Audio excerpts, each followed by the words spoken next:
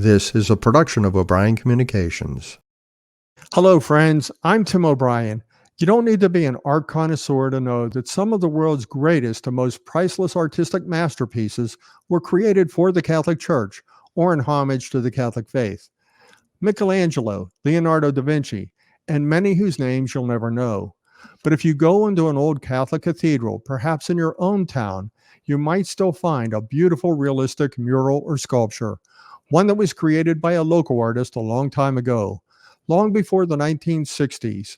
That was when it seems that church art took a decided turn towards what most describe as ugly. That's what we'll be talking about today. Meanwhile, before we get started, if you're watching on YouTube or Rumble, make sure to hit that subscribe button. And if you're listening, wherever you're listening, make sure to give us a good rating and review.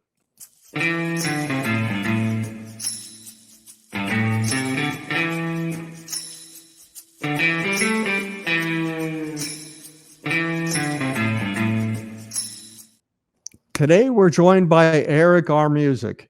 He's an artist who paints classical figurative art. His work is reminiscent of the old masters. His works are inspired by the grand and vivid murals of his childhood when he would go into those Gothic cathedrals with his family.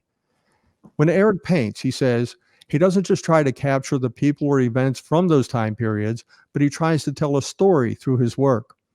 This is the depiction of the crucifixion of St. Andrew. It shows you pretty much the style, the realism, and the approach Eric takes to his work. But what caught my attention was something that Eric posted on social media. What Eric said was that the Vatican seems to have gotten away from beauty and realism in its art. So I'd like to welcome Eric now to the podcast. Welcome to the podcast, Eric. How are you, Tim? Pleasure to be here, and thank you very much for having me.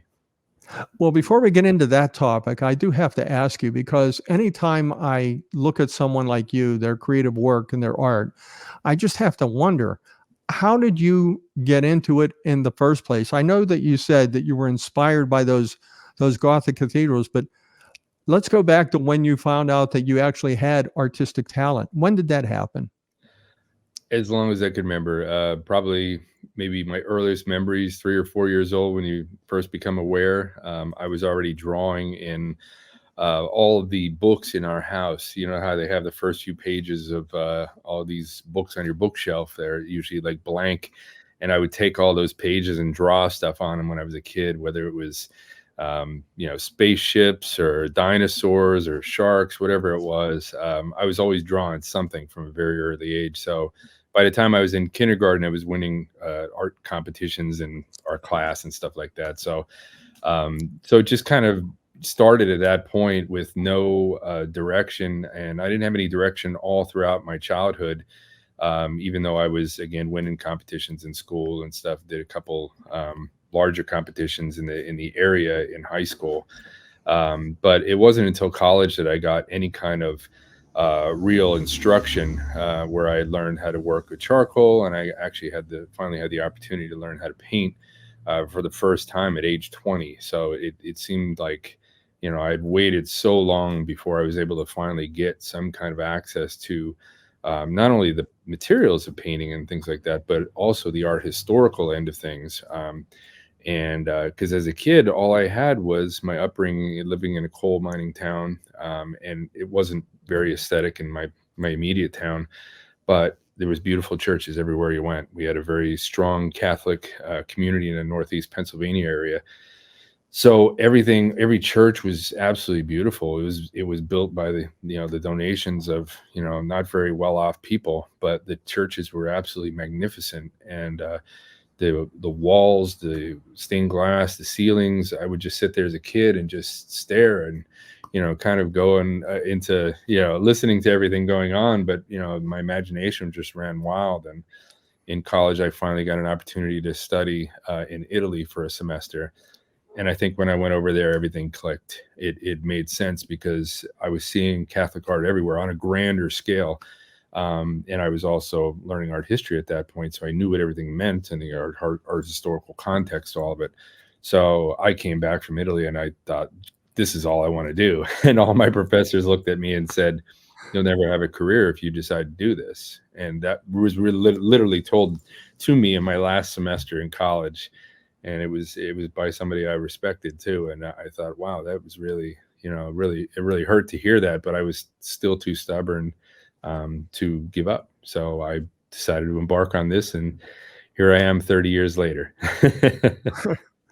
Well, I do have to ask you, because almost all of your work centers on biblical depictions and stories or related, Sure.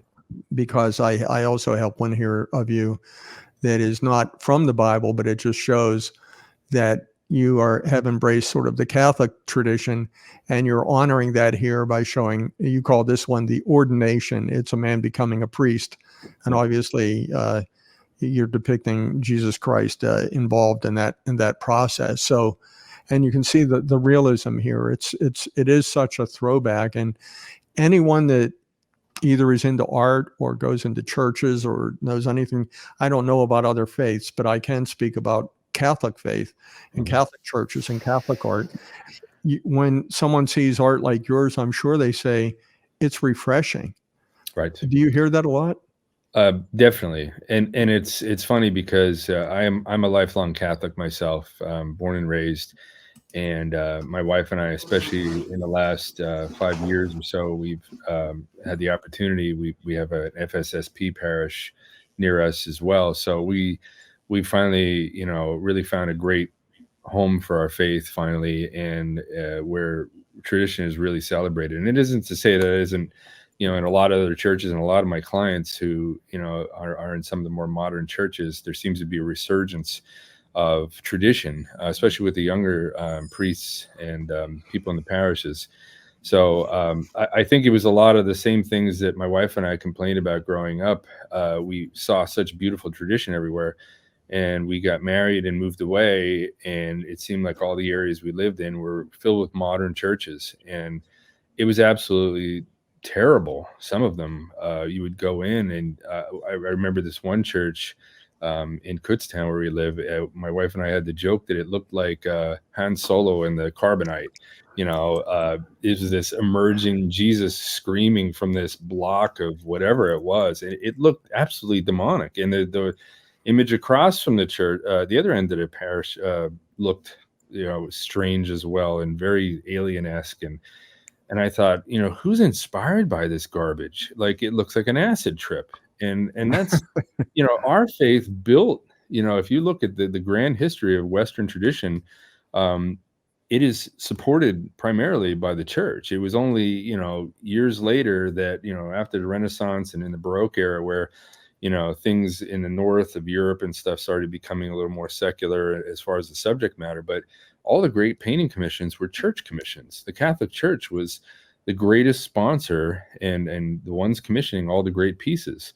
So, after leaving Italy and coming back, and a few years later, as I said, moving away around here, we would just church shop constantly, going from this place to that place. And it just seemed like wherever you went, it was like, oh my gosh, how were they inspired by any of this? The churches either look like auditoriums or they look like, mortuaries.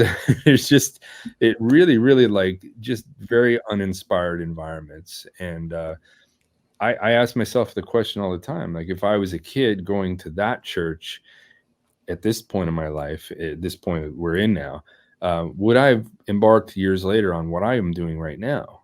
I did it because I was inspired by the beauty of our faith. You could go to any church, no matter how poor the area was where we lived, and Italian craftsmen and everything else. They built the beautiful altars. They built the beautiful stained glass windows and the architecture and everything else.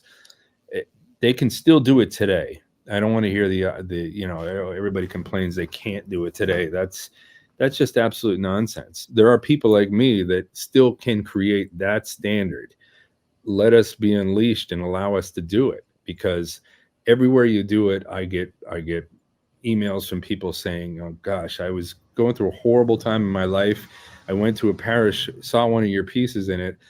It really meant something to me, getting me through this hardship I was going through. While I was praying, I was looking at the image.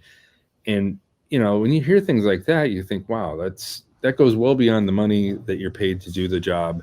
You're making a difference with what God's gifts that were given to you to other people, and that's such a purpose. And I know there's so many other artists that are willing to do it. You just need the support to do it. And it's not to say it's not happening. I mean, sure, I've been in business for 30 years now, but there should be more. There should be a lot more. And there is a resurgence in this art world. I really see it. Well, to your point about the trend, I remember there was a columnist in Pittsburgh. He was an Irish Catholic guy who wrote for the Pittsburgh Post-Gazette for years, and he talked about I guess he came from the New Jersey, New York area, and he gave those churches a name. Those ones that were built in the '60s, he called them spaceship churches because they looked like big flying saucers or whatever. And there's a statue. This is sort of that dark humor, but there's a statue. My parents are both gone now, and they're in a cemetery that has a statue of the Virgin Mary near their site. And if I ever have to tell people, because it is also that modern look, not the statue, but the pedestal that it's on, it has this sort of framing, and it points up towards a point. And so when I tell people, family members who are looking for it, say, where can I find it? And I'll tell them where to go in the cemetery. And I'll say, they're right near the statue of Rocket Ship Mary, because it looks like a rocket ship. It looks like Mary's in a rocket ship. And I don't know what that is, but who's it appealing to? I wonder, I just don't understand who's inspired by that. I think that's it. And you definitely nailed it, because, and again, I'm in Pittsburgh. We have that long working class tradition. You could go into any neighborhood and just find, like you say, they're like mini cathedrals.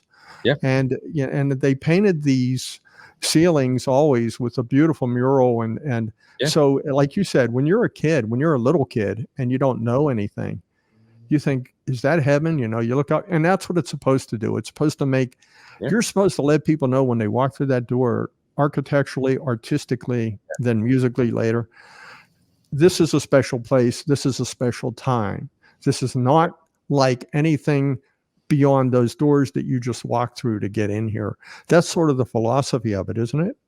Absolutely. And coincidentally, the one church that I would go to as a kid, half of my family's from Pittsburgh, actually. My grandmother and grandfather lived in Lawrenceville. I had family all around different parts of Pittsburgh, Aliquippa and Bethel Park, South Park area. But we attended a church, and one of the churches that I would go to in Lawrenceville was one of these churches I'd be, staring up at.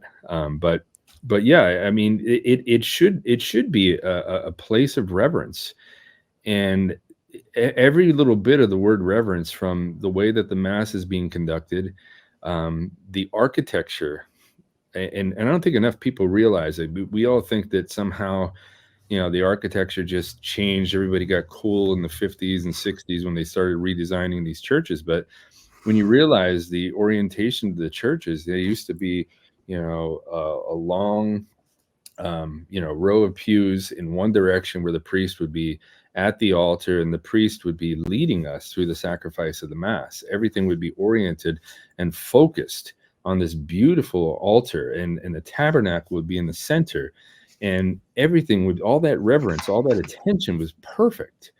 And everything else that kind of carried, whether it was the architecture that carried the sound of the choir and everything, the auditory, environment for it, everything was oriented correctly. When they decided to change things around and, destroy that orientation, making these round churches and everything else, and when they changed with Novus Ordo, they flipped the altar around, it became a different function altogether. That the Mass was not the same, and the focus is not the same, and the art is not the same. So it's a very kind of disordered environment. And I think that, we can firmly blame that on modernism and postmodernism we're living in now.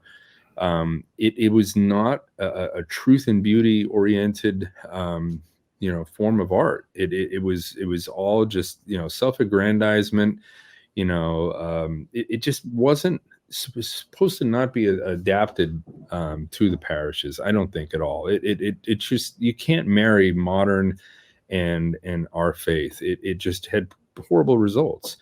And now all these parishes, some of them are kind of turning around. They're doing renovations and turning it back, and even especially with the traditional orders, like they're literally gutting the modern stuff, bringing the old altars back out of whatever kind of storage that they were put in. And myself being able to put artwork back there that people understand, and you just see these parishes start to pack in again. People want to see it. They're going there because they feel that reverence, and it's absolutely attractive, to all ages. I mean, you're seeing, my parish alone in the last 5 years, well, I think they've been around 7 years. They started, but it grew 10 times as much, and it's young people to old people. It's these other modern churches. You're just seeing, a certain age group, and that's it. You're not seeing a big attendance at masses. I mean, when I go to my end, you see people to revere that tradition and reverence, and it's 7 a.m. mass, and it's packed, every week. It's crazy. So I think that the only, future that we have in success for this, for our faith is going back and acclimating to that tradition. And there's people around that can do it, like myself. So, I think the future is good if we do that. Well, it is funny because we're in an age now where everything's digital and AI. Yeah. AI can do so many things. And yet, and I have a son who's also like you in a way. He discovered his artistic talent after college, Mhm. and he paints, and he's been in demand in similar way, not in the same Right. way as you, but Right. and people still want to see that human being use a brush and Correct. an empty canvas. He gets invited to live events, charity events, to paint live at these events, and Awesome. he paints all sorts of things, and he's also very realistic in his style. Excellent. And it's amazing how that people could on their computer come up with images if they want, Mhm. but how they value something that he created by hand. Right. And when they see what he created, and just like when they see what you create, Right. it connects with them at a almost a subconscious level. Can you explain why that is? Well, I don't think no matter how hard they try, they can never replace a human being. There is too much of an individual. There is an empathy that we have if we employ it.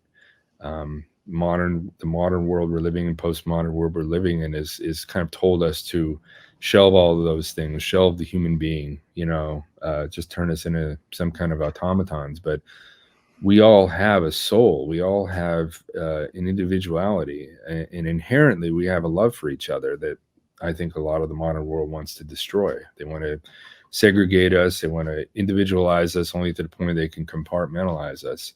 But I think that there is an individual in each one of us, and if we are brave enough to express that, there is no replacing that ever. A machine cannot feel anything. AI can do a great job to a point of rendering out some kind of imagery, but it can't do it necessarily accurately. If you're an artist, you can see all the glitches that it makes when it comes to human beings and everything else. And it's kind of a joke that AI basically all it is a synthesis of us. It's been studying all of us. It takes all of our art styles, puts them in a big blender, and then spits out a bunch of garbage that says that it's somehow superior. Just like digital art would have been 25 years ago. It doesn't have that human quality to it. It doesn't have that standard to it, and it certainly doesn't have that warmth to it. Even people in music years ago, when I played music, used to complain that digital recording was so great and so precise, but it doesn't sound like the albums of the 60s and the 70s, when you had that warm analog sound. And people pay extra money now to use old recording machines so they can get that feel, that warmth back into it. And that's what I see a lot of AI art out there. Yeah, whatever, good for you. But it'll never replace, the meaning, the understanding, the reasons why I paint. It has no concept of that. It spits out an instruction. You dictate to it and it spits out, whatever it is. And most times it's, 60% correct usually. But it doesn't have that feeling, like why I love painting what I paint, why I feel such reverence for what I paint. It'll never understand that. They can never clone that. So that's Just to your point about yourself and when you paint, do you ever feel a spiritual experience when you're painting? It's funny because I do it as a business, and people, will ask that all the time. They're like, do you have to be inspired to work? It's like, I support a family of 5. So I work like a crazy person because first of all, I have to support them, but I care. I really care about the work that I do. So it is a lot of just working when I'm supposed to be working. But there is quite, I do feel that a lot of it has nothing to do with me. Of course, I pray on what I'm supposed to be doing and pray for God's help and intervention and guidance, and for Him to use me as best He can, while I'm alive in this world. Like I want to be guided in the way that I should be doing whatever I'm doing and put in the direction I'm supposed to. But yeah, I mean, I know that it's not me. I credit the gifts that I was given, but I don't take them for granted at all. Every new painting is a challenge, and I'm grateful to be able to get to this point. And I'm really very grateful as well that, I feel now at this point in my life that I'm kind of able to spill over and help so many other artists, kind of achieve their dreams as well, because, my road has been a long one getting here, and I'm grateful for everything, good and bad that happened along the way. But it's kind of great to even have more of a purpose now, not just doing great work, but helping people too. So I feel every day that, I hope I'm good enough to accept all those gifts. And that's certainly how I feel. Well, it's certainly a talent, and it's based on what I saw with my own son and what you see, it's not everybody has it. You just can't learn it. I wanted to, in my introduction, I talked about why I reached out to you. I saw your social media post. Sure. And I wanted to talk about that because, we've already talked a little bit around the edges of it, but I'm going to put up a screen here. Sure. To show some things that you've said. And you said this actually in that social media post. I'm just lifting a couple of them in 2 slides here. Yeah. So you said, my work was under consideration for the international competition for the realization of a Via Crucis, which would be exhibited at the Papal Basilica of St. Peter's in the Vatican. And then you said in the same post, I know I didn't stand a chance. I paint traditional artwork that celebrates our faith, the sacrifices, the love, the martyrdom depicted in Renaissance and Baroque art. So, and you said your local priest said that he knew you didn't stand a chance because of this realism approach. So is this the first time you competed or put a bid in to have your work displayed at the Vatican? There have been other things in the past. I've done some related things for a canonization thing that happened 2012 for a saint that happened out of Africa that I had painted. I wasn't completely, directly involved in that, but I was part of an exhibition here at the Italian consulate here in Washington, D.C. That ended up traveling over to the Vatican. But I haven't had any personal, invitations or any kind of opportunities to work and show my work in the past with that. So, this is a competition like anything else. And I guess at the end of the day, looking at it, I knew that obviously the odds are stacked against me, based on some of the work that's been exhibited there in recent decades and the work that's supported and the artists that they seem to invite there, compared to real Catholic artists, which I know numbers of us, based on all the people I've met over the years. There used to only be a small amount of us, but there's a much larger amount of Catholic artists. So I guess in the end, my poster was really it was more less about me not getting that opportunity. It was a chance at, first of all, you had to submit your art. Some of the pieces you've shown here already, you had to submit 10 pieces. And I did so, and they basically looked at the artists in the first round of selection and said, okay, we like maybe, I don't know if they were going to select a dozen artists, and then they were going to have them paint a couple sketches of some of the Stations of the Cross. It would have been 14 paintings. They would have been 4 foot by 4 foot, so it would have been a pretty large commission. It would have been over $100,000 to the winner.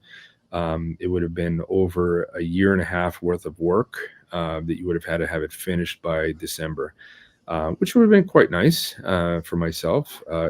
Certainly, an artist to be able to take on something that extreme for a year and a half. I don't know how many can do it, painting the level of work I'm doing and finish it in that amount of time. I work pretty crazy in my studio as far as my schedules are concerned. So it really would take a very professional artist, not a novice, to pull that off. So I think as far as my qualifications were definitely there. But I know that there is certainly a bias based on a lot of the work that I'm seeing out there lately. And whatever the case, my post was more elevating the fact that, my examples of what the Vatican has supported in recent years is very different than what I do. And it's on its best confusing, on its worst, very controversial and very antithetical to what our Catholic faith stood for, which is truth and beauty. I mean, all throughout history. And why in the last, maybe 60 years or more, have we embraced such ugliness in the church? So I easily just, supported a couple ideas when it came down to it. The recent nativity scene from 2020, the Andrea Serrano being invited last year to the Vatican, and even Fazzini's sculpture at the Vatican as well. I mean, there's all examples of very bizarre and heretical artwork at times, and absolutely not Catholic, that really, I don't know, kind of boiled me. And I think it really upsets a lot of Catholics that they feel they don't have a voice. And I would happen to, consider the fact that most people wouldn't want that work. Most people understand what's beautiful. It's only in our crazy world today, and I'm in the art world, and the art world can define whatever they want as art. I mean, Duchamp used a urinal, 50 years ago or more, in a gallery in a museum, and said that was art. So it's as chaotic as our modern world is today. But again, is that a Catholic thing? Should that be? Should the Catholic world, our faith, be supporting that? Should we be inspired by the modern world, or should we be inspiring the modern world? Or at least be a wall against it, and show, there might be ugliness out there, but it can be just like the churches that I went through as a kid. There was mines and mining houses all around the town that I grew up in, big things of column everywhere. But when you stepped in those doors of that church, it was heavenly and it was beautiful. And you were quiet because you felt the real presence of God in that building. And that's what our faith should be. We should stand together as the antithesis of this world. And I guess I just find myself confused as somebody who, just turned 50 last year. And I'm like, everything that I grew up with thinking that we stood for, we don't. At least out in the open, maybe there's a lot of people, I know there is behind the scenes, but, what they've been sponsoring out in the open is really different. Well, I can speak to the art, and I kind of showed this a minute ago, but just to explain who these people, what these are, these images. One is Serrano that you mentioned. He's the person on the lower left and upper left meeting the Pope. The image on the right is the nativity scene that the Vatican displayed a couple of years ago, and that was controversial because obviously it has that space astronaut looking thing to it, and that's supposed to be, the nativity scene. And then the image on the upper right, that's just a fraction of the actual sculpture, is the image in the auditorium where the Pope has his audiences. And it just gives people a flavor, if they're not sure what we're talking about, as to the shift from realistic, beautiful art to that. And I think there was controversy over Sereno, everything he's done when it comes to Christian faith, not just Catholic, is controversial. So to have the Pope welcome him to the Vatican created a stir. And I don't even want to say the name of his most famous piece of art. I won't either. But, yeah, but I will link to the information in shapingopinion.com if you want to find it, because it's basically a blasphemous piece of art, really demeaning, the image of Jesus on the cross. So any Christian would have a problem with this. And really any person who just respects other people's religions, even if they don't believe themselves, would see why Christians could be so offended by it. So, and yet the controversy was he was invited to the Vatican to meet in an audience with the Pope. And a lot of people do get that. He's not alone, but it is something that created a stir. But he is an artist, and his style of art is so out there. Artist. And yeah, and then you have people who create like you do. And I'm not saying, like you said, if it was if they picked the best artist for the thing that you entered and it was better than yours, I don't think you'd have a problem with that. Most people wouldn't. But when you see the type of art that they're choosing. So what is the word among people in the art community? Why is there any speculation that seems grounded in reality as to why? And this isn't just a Pope Francis issue. This started decades ago in the 60s, like you said, right. Postmodernism. So this is not just one Pope or one thing. Why did the church shift back in the 1960s to this unrealistic and what many call ugly art? Yeah, that really makes you wonder, because when you look at, if this was just a corporation making a business decision, and you look at 60 years of research, in 60 years, what have you accomplished? You know darn well that in the in the 70s, these churches were all being gutted, especially in our area. We saw it. All the beautiful altar pieces and everything else were being taken down and thrown in dumpsters. My father-in-law was an architect at the time, and he saw it. And they finished the churches off with something completely uninspiring and disgusting, and quite reminiscent of what was in the Nativity in 2020. The same people that were, trying to find something Christian in that group of statues for a nativity scene, trying to find meaning to call it a nativity scene, are the same people that allowed these churches to be gutted. But you look at the churches, what do they look like now? You look at how many churches are open. You look at how many vocations to the priesthood we have since 1965. You look at how many vocations to, people going into becoming sisters. What is the church attendance? What is marriage as far as people staying together? All those things directly related to the Catholic Church since those decisions. There's not one success. Absolutely plunged all of it. And you look at the artwork that they chose and the architecture that they chose, which very much has a meaning in that place. If you're in a place where you don't feel like it's a holy place, then why even take it seriously? And I've been to modern churches now where they'll have First Holy Communion and stuff. There's people walking around in the aisles and talking out loud like it's not a holy place anymore. No one even thinks it is, because there's clear signals out there on the walls and around the altar that clearly depict that it is a holy place. They took those away. So nothing has any meaning in the church anymore. And, it goes deeper than just the artwork and the architecture, of course. But I think that, when I look at all that, I have to ask the question, like, what did you attain from that?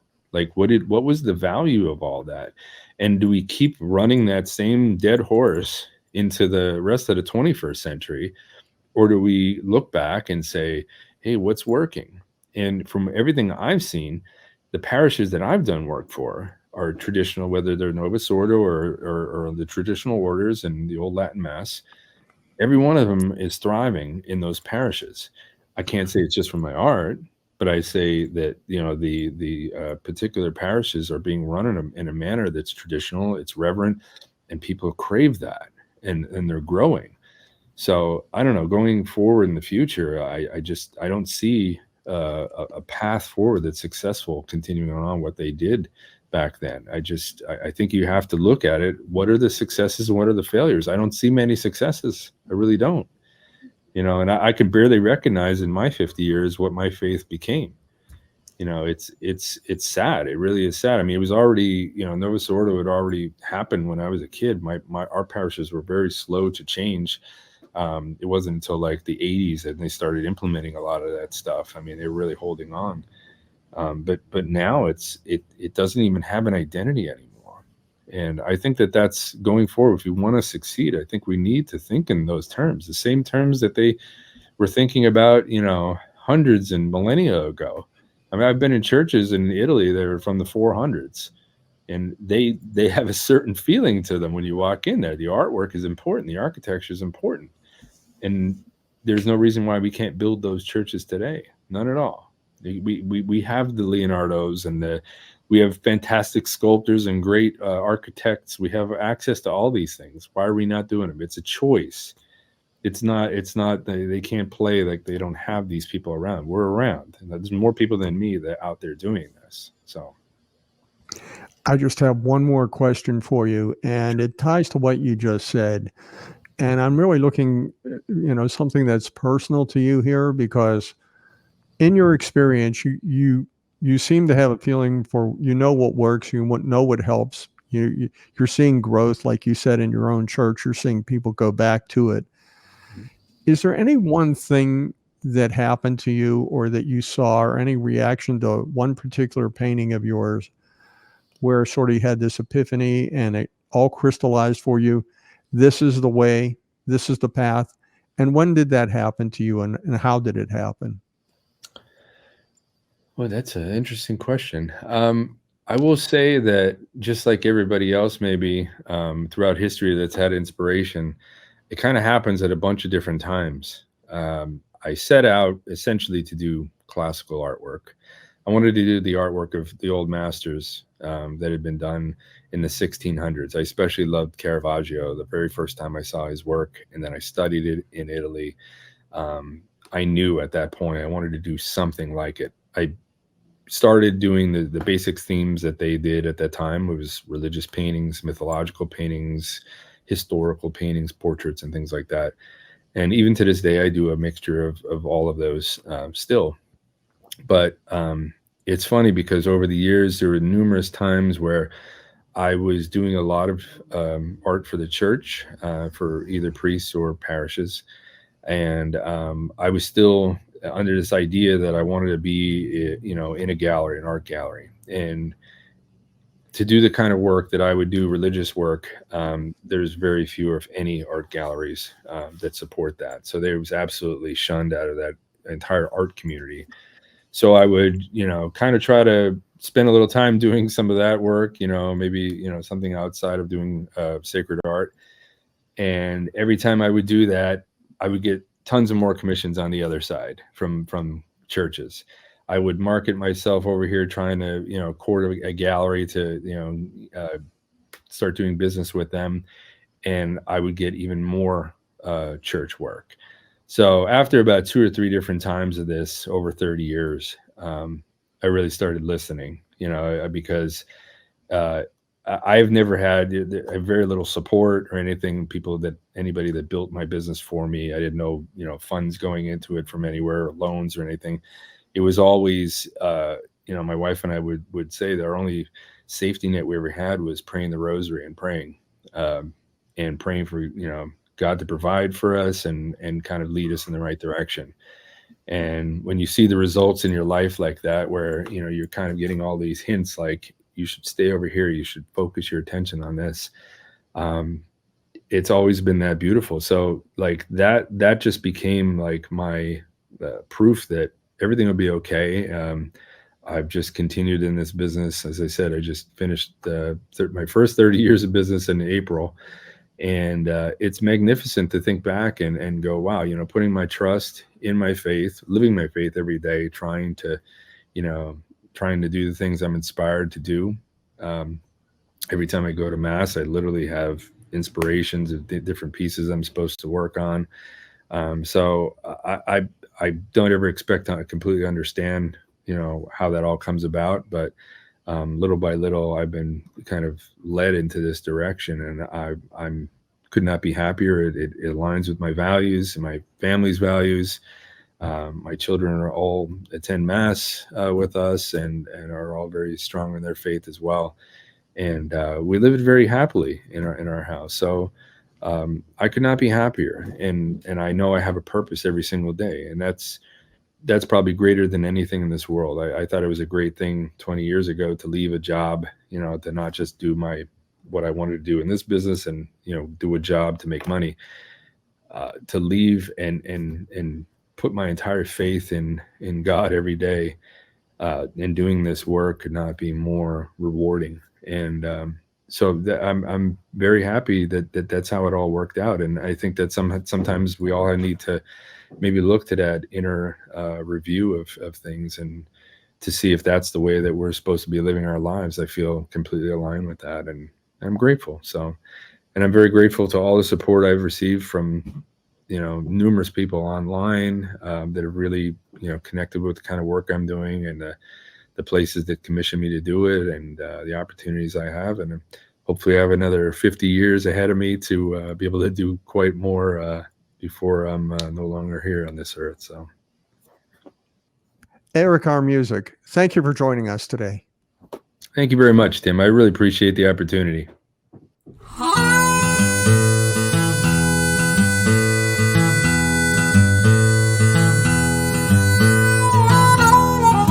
To learn more about all that we talked about here, please see our episode page at shapingopinion.com. Make sure to leave a rating and review and subscribe wherever you get your podcast. Want to connect? Check out our website, shapingopinion.com. Follow us on the X platform, Facebook, or Instagram at Shaping Opinion. And make sure to join our Facebook group called Shaping Opinion Podcast Listeners. Shaping Opinion is a production of O'Brien Communications. Copyright O'Brien Communications 2024.